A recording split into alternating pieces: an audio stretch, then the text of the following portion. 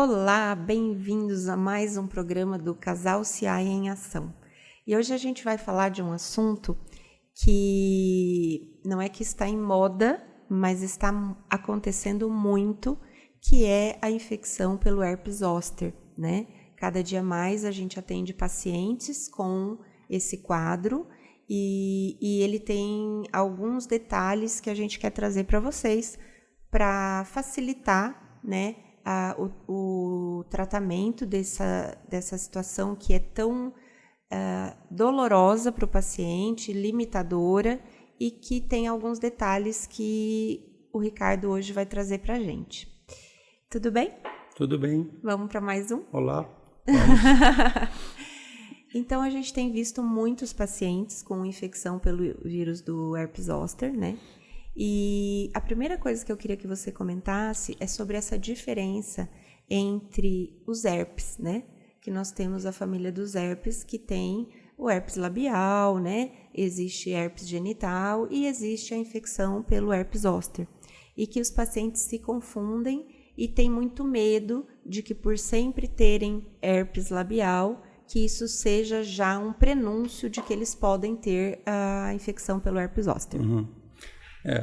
O que acontece? O herpes, né, ele é uma família grande de vírus, né, não existe só, a gente fala do herpes, que ele é bastante conhecido, né, o herpes tipo 1 e 2, que antigamente o pessoal se dizia, inclusive na medicina, que o herpes tipo 1 era labial, o 2 era genital, e isso não tem mais relação, tanto que quando você pede uma sorologia, é herpes tipo 1 e 2. Né? Já vem junto. Já vem junto. E como é um diagnóstico muito fácil, assim, porque aquelas lesões na boca, a lesão genital, elas são muito, assim, características particulares. Tem aquelas bolhazinhas que doem, quando os primeiros episódios doem bastante.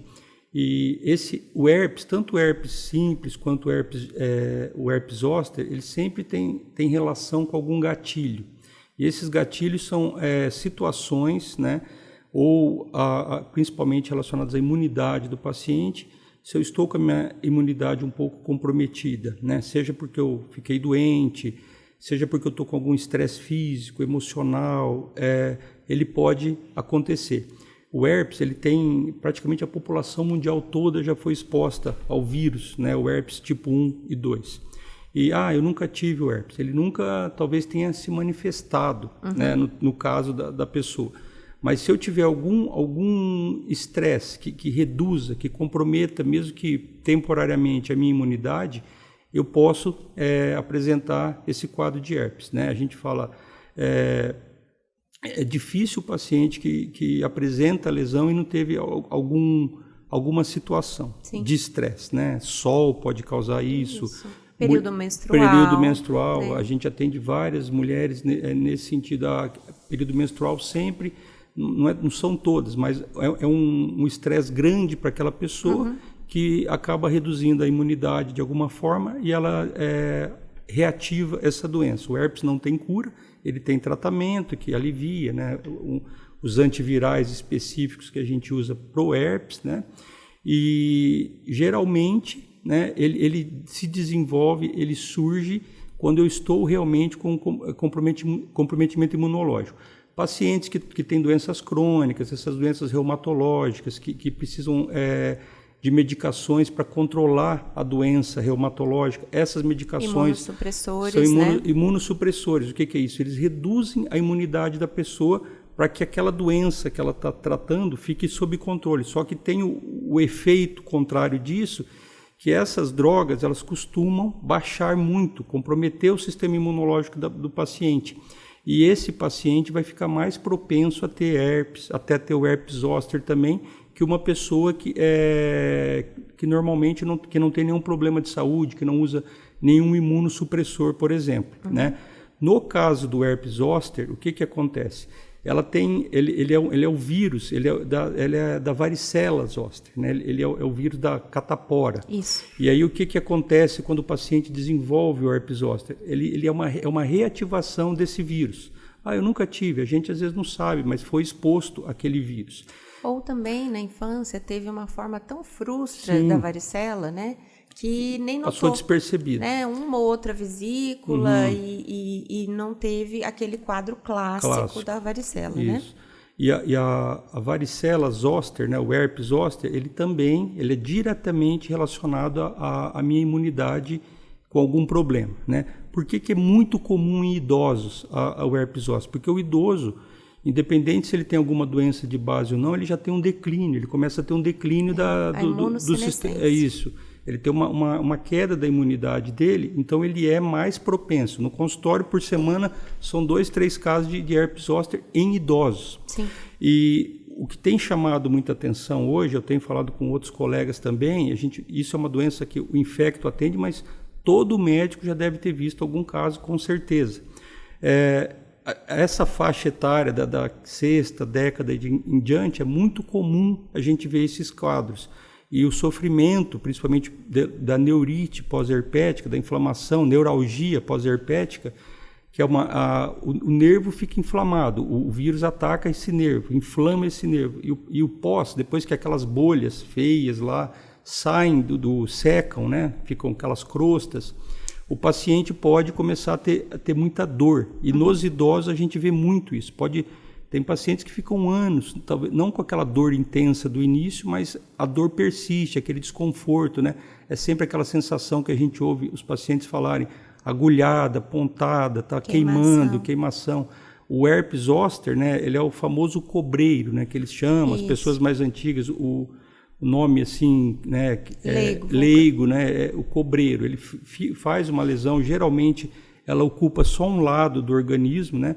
E dói muito, ela pega a gente chama de mídio, ela comete lá uma faixa né, de nervo, né? E onde tem aquela nutrição daquele nervo é onde vai ter a lesão. E é um sofrimento porque dói demais, é uma da minha área, acho que é a doença que mais, a dor é mais intensa, mais... E a gente percebe que geralmente começa isso, o paciente começa a ter uma dor naquele local, né? E a bolha vai surgindo ao longo dos dias. E, Ricardo, assim, a gente percebe que tem muitos pacientes que vão ter em região tóraco-lombar, né? Mas o herpes zoster pode aparecer em qualquer lugar, né? Na face, na nuca, nos braços, mas geralmente a área mais comprometida, né? O paciente pode ter em coxa. E isso independe, né? Eu já vi pacientes me perguntando, se tiver na cabeça é pior. E não, né? O vírus se localizou, mas a gente tem medo de algumas complicações que o herpes zoster pode trazer. Fala pra gente um pouquinho dessas complicações. Sim, só dizendo antes assim, o herpes, né? Os zoster, a gente na face, pelo local, né? Ele costuma, não que seja mais grave, né? Mas ele pode, muitas vezes você precisa internar o paciente, ainda mais idoso, porque o paciente pode fazer uma paralisia, faz um comprometimento ocular, né? Até já houve casos de pacientes terem convulsões, ele fez uma encefalite, né? Pelo vírus, né? De complicações, né? Mais corriqueiras que a gente vê. É um vírus e tem uma fase quando ela começa a coçar, quando as bolhas estão irrompendo, né, estão já ficando mais úmidas, aquelas lesões úmidas, o paciente pode começar a ter um período de prurido, coceira no local. E ele coça demais, e aí o que acontece? Eu posso ter uma infecção bacteriana secundária no local. Isso é uma coisa que a gente mais vê frequentemente, por isso que a gente sempre orienta, procure não coçar, já passa um medicamento para, se tiver muito intenso o prurido, para aliviar o sintoma, né? E outras coisas que podem acontecer, outras complicações que a gente vê muito, hoje não vê tanto, né? Pneumonia, né? Eu vi alguns casos na época da residência, mas a gente não tem visto tanto hoje em dia. Mas é uma complicação séria, pneumonias, né? Relacionadas ao vírus, né? ao zoster. Alterações oculares, lesões oculares pelo herpes, infelizmente a gente vê com muita frequência. O paciente às vezes ele não tem uma lesão na face, mas ele à noite ele mexe, ele coça, ele pode passar a mão em mucosa, e ele pode fazer uma lesão na sequência. Eu tenho pacientes que a gente atendeu do herpes zoster, passado um tempo ele veio lá com lesão ocular importante, o oftalmo encaminhou. e ele tinha lesão por herpes. Isso pode acontecer também, não é tão frequente, mas pode acontecer. Em relação à transmissão, né, que eles ficam com medo, eu tenho minha esposa em casa, meus netos, meus filhos, e enquanto eu tenho bolhas, enquanto eu tenho aquelas vesículas, né, ou quando a lesão tá úmida, acabou de romper a bolha, é a fase que mais tem possibilidade de transmissão, porque ali dentro daquela bolha, aquela aguinha ali, tem muitos vírus, né? Sim. E quando a lesão também está úmida, a lesão acabou de romper, aí tem bastante vírus. Não é tão comum você transmitir para outra pessoa, só que aquela pessoa tem que estar muito imunossuprimida. Exato. Em hospitais, por que a gente isola o paciente, né? E quando não é o herpes disseminado, que é uma coisa mais grave, que geralmente é em pacientes que estão muito imunocomprometidos mesmo, nesse caso eu tenho que isolar o paciente, usar máscara para entrar, né? O contato é um risco, mas também no caso do herpes zoster disseminado, no ar também a gente pode adquirir, tem aerossóis, então tem que usar aquela máscara bico de pato, a N95, para proteger. Então o hospital, como é um ambiente de pessoas que geralmente estão debilitadas, né? Mais suscetíveis, então você tem que instalar essas precauções, né? Até que o paciente receba alta ou que as lesões se resolvam, né? E basicamente essas são as maiores complicações, além da dor, né? Que pode ser realmente perdurar por muito tempo. Muito tempo. E, por exemplo, nós temos alguns medicamentos hoje, né? Todos são antivirais, né? E existe diferença entre eu usar, por exemplo, um aciclovir que eu vou usar a cada 4 horas, para eu usar outros antivirais a cada 12 horas, né? Isso faz diferença ou é só comodidade posológica? Na verdade, a gente não vê, né? Tem os estudos que comparam, né? É mais a questão de comodidade posológica, o tempo de resposta. Esse é mais eficaz que o outro, não tem muita diferença. A diferença a gente vê mais no custo, que todos são muito caros, né? Sim. E na comodidade. Aquele paciente que tomaria ali naquela fase um comprimido de 4 em 4 horas, ele toma, depende da droga, ele toma de 8 em 8, né? Tá. Tem que tomar muito cuidado, né? Alguns pacientes que têm problemas renais podem... geralmente a gente usa de 7 dias, em média, a droga. Tem pacientes que às vezes a gente pega lá, como ele está com muita dor, ele continua tomando. Eu já peguei pacientes tomando há 1 mês medicação. Sim. E isso pode, principalmente se o paciente já tem uma suscetibilidade, uma função renal não é tão boa, e a gente vê, como eu falei, a gente vê muito em idoso também, tem que estar orientando, né? A gente, com isso, já reforça que a automedicação nunca é indicada para tratar, principalmente em pacientes mais vulneráveis, né? E uma coisa que não tem muita razão de ser, às vezes a gente vê o paciente tomando o comprimido, né, a medicação oral, né, e também usando pomadas, né, porque às vezes para acelerar o processo. Isso a gente não vê isso, não tem na literatura que eu preciso associar as duas coisas, né? Geralmente é uma lesão mais extensa, então você procura fazer sistêmico, a menos que o paciente tenha alguma dificuldade, alguma interação, mas geralmente a gente faz só a medicação via oral, junto com os analgésicos, não pomada Então, para a gente deixar claro, também o contrário não está indicado, você tratar um herpes zoster só com um antiviral tópico. Você até pode usar, tá? Mas não... Depende do tamanho da lesão? Também fica mais fácil, só que assim, a gente percebe que quando a pessoa usa pomada, fica mais na roupa e dá um desconforto ali, aquele creme ali na pele, às vezes a lesão tá rompendo e fica... Não é muito bom. Eu não costumo fazer pomada, ainda mais com uma área extensa daquela, né? Sim. Eu prefiro já fazer o tratamento sistêmico que a gente fala, que é via oral, né? E a literatura recomenda mais o tratamento nessa apresentação, ou quando eu preciso internar o paciente, aí é feita a droga injetável, e depois, se o paciente está bem em condição, você dá alta, você faz a transição para uma medicação via oral e continua. Ok. Mas tem que tomar cuidado, né? Essas lesões também, quando está bolha lá, eu sempre brinco, quando já tem as vesículas, aquela coisa manifesta, todo mundo sabe fazer o diagnóstico. Só que, em alguns casos, o paciente fica com demora muito ou não irrompem aquelas bolhas. E o paciente fica sofrendo, ele vai muitas vezes ao pronto-socorro, ele vai, depende do local que afeta, ele vai no ortopedista, no reumatologista.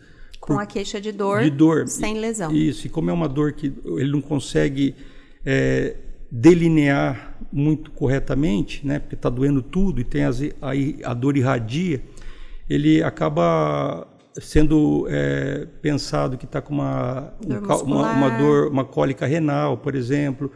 Então, a gente tem que ficar atento, enquanto médico, que pode acontecer do paciente começar. Se é um paciente que está... Eu tenho que perguntar, né? Se é um paciente imunossuprimido, eu já penso que isso pode ser um herpes zoster, orientar o paciente, às vezes até medicar, porque às vezes está muito claro.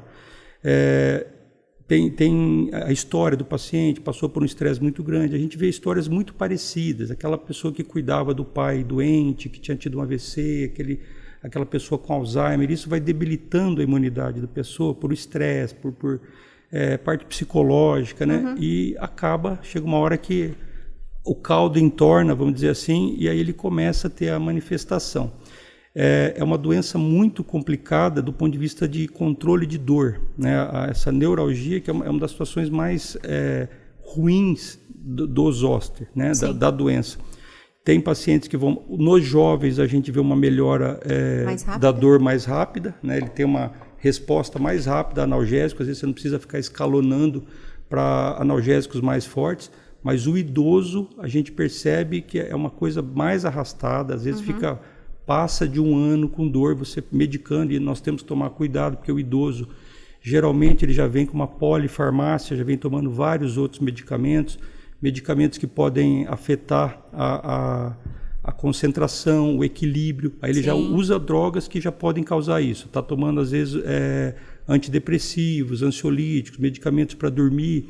Isso. E essas drogas, por si só, já causam essa alteração. E esses medicamentos para dor, muitos deles têm essa ação também de opioides, isso. Né? Então você tem como o tramadol, né? A gabapentina. São drogas que a gente costuma usar, existem outras, e tem que tomar muito cuidado. Sempre tem que perguntar para o paciente o que ele está usando, para eu ver se não tem interações mais sérias que podem causar um prejuízo para o paciente. A gente vê histórias de queda, o paciente cai no banheiro, dirigir não é muito bom nessas situações, né? E tem que ter um pouquinho de paciência, e é duro, quem está com dor está com pressa para que aquela dor seja resolvida.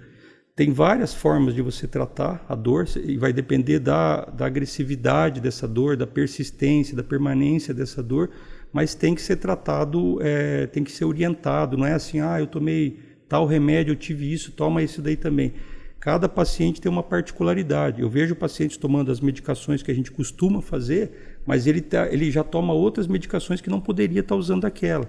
Porque alguém teve o cobreiro e orientou para ele tomar aquilo. Às vezes até está dando certo, mas tem que tomar muito cuidado com essas interações, ainda mais na população mais idosa, né? População mais velha, que é onde a gente vê com mais frequência esse tipo de doença, né? Hoje tem visto muito também nos jovens, né? Até há um tempo atrás a gente tinha que pensar numa imunossupressão, HIV, câncer. Hoje a gente tem visto até mais jovens se acometendo disso do que até idoso, por conta de questões imunológicas, estresse mesmo do dia a dia. Então, aproveitando isso que o Ricardo está falando sobre as medicações, eu queria fazer um alerta para os pacientes, e eu acho que isso é uma coisa que todo médico passa.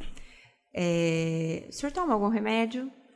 Eu tomo um comprimido branquinho da caixa vermelha. Veja, nós temos uma gama de medicamentos que são brancos e tem caixa vermelha incontável.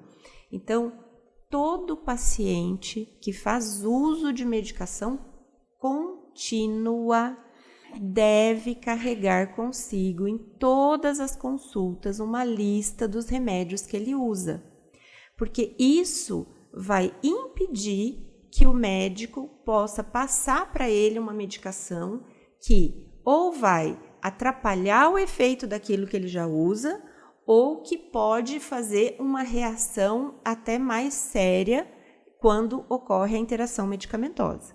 Então, não justifica um paciente que usa medicamento há anos não saber o nome do remédio que ele usa. Então, isso é muito importante. Faz uma colinha, leva na carteira, isso é fundamental. Não tem como você descrever a cor do remédio e o médico saber que remédio é aquele. Então, isso ajuda bastante. Eu tomo remédio para pressão, para o coração e para o colesterol. Ok, mas são várias drogas diferentes, com ações diferentes, mecanismos diferentes, vias de excreção diferentes. Então, se eu tenho que te tratar com um outro medicamento que pode causar uma lesão renal, que pode causar uma sobrecarga hepática, né, no fígado, eu preciso saber o que você já usa. Se liga nisso. E, Ricardo, vamos falar um pouquinho sobre as vacinas contra o herpes zoster. Nós temos 2 no Brasil, né? Uma mais recente, que traz a promessa de ser mais eficaz, de pegar mais de 90%, né, de proteção. Sim. E o que eu queria que você falasse é assim, o paciente, todo mundo pode tomar a vacina contra o herpes, quem deve tomar e se quem já teve o herpes zoster precisa ou não tomar a vacina. Sim. Tem essas 2 vacinas ainda bastante caras, elas têm uma eficácia muito boa, essa nova promete uma proteção maior, né? Os estudos da antiga, não é tão antiga, mas os estudos da vacina antiga daria uma proteção aí de 7 a 14 anos ali. Mas a gente vê pacientes tomando a vacina e depois tendo varicela. Não é 100%, mas não tem nenhuma vacina 100%, mas ela ajuda. A idade, né? Geralmente a gente indica mais para adultos, né? E mesmo que eu tenha tido herpes zoster, eu posso até tomar a vacina, né? O ideal é tomar antes disso acontecer, né? Quando a faixa etária mais indicada, dos 50, 60 anos, ali, 70 anos, porque a partir dali o paciente passa a ter mais chances de desenvolver essa doença por conta da queda imunológica própria da idade, né? Mas qualquer pessoa pode tomar a vacina, né? Só se tiver alguma contraindicação que tem em bula, que o paciente tem que sempre perguntar para o médico se ele pode tomar, né? Pacientes imunodeprimidos. Esses pacientes, por exemplo, que têm doenças autoimunes, né? Independente da idade, a gente indica, né? Ou o uso dos imunobiológicos, imunossupressores. Se eu tenho alguma condição, né? Ou uso alguma medicação que vai comprometer a minha imunidade de alguma forma em algum momento, é interessante eu fazer essa vacina. Certo. E de preferência antes de eu iniciar essa terapia ou no intervalo de troca de terapia, né? Nas doenças reumatológicas, porque tem drogas, principalmente as vacinas de vírus vivo, atenuado, elas podem ter alguma contraindicação para determinadas populações. Então, nessa população que tem alguma particularidade que comprometa de alguma forma a imunidade, vale a pena tomar essa vacina, né? São vacinas que a gente indica nesses casos, muito em doenças autoimunes, que o paciente usa imunossupressor, eu indico bastante, né? Você tem que conhecer o paciente para ver se ele tem realmente indicação, se não vai correr risco. E na população idosa, né?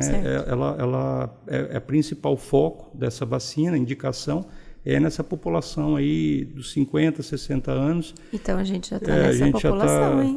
Já estamos idosos, hein? Não era para contar isso, daqui a pouco eu não vou precisar mais pegar fila no banco.